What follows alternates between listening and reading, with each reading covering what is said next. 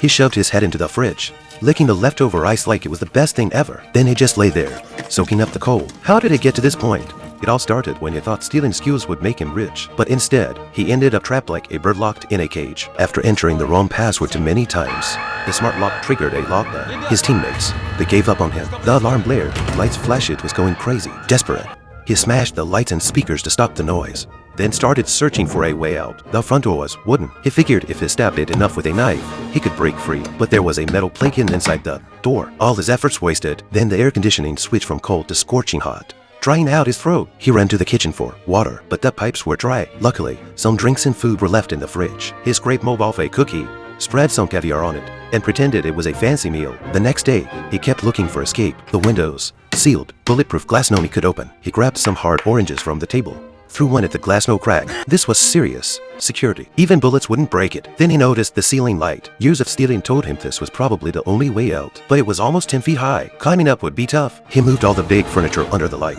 but soon he was exhausted and thirsty. He tried drinking from the pool. The smell was so bad he spat it out. Even dogs wouldn't drink that water. No choice left. He took off his clothes and soaked himself to cool down. Hungry and thirsty, he survived on shards of ice. Then he tied some furniture together, stacked smaller pieces on top, and climbed up carefully. But even reaching with his arms stretched out, he still couldn't touch the light. He stretched his arms as far as they could go, but the ceiling light was still just out of reach. Determined, he didn't give up. He looked around and spotted a rope hanging from a chair. He tore it off and tied the furniture even tighter together, making the stack more stable. Then, with a deep breath, he climbed again. This time, he managed to grab the bottom edge of the light fixture. He pulled himself up, every muscle screaming in protest. Finally, his fingers brushed the cool metal, but just as he was about to pry it loose, he heard footsteps outside the door. His heart pounded. Someone was coming. He quickly climbed down, hiding behind a couch. It was a security guard making his rounds. The man glanced around casually, not noticing him.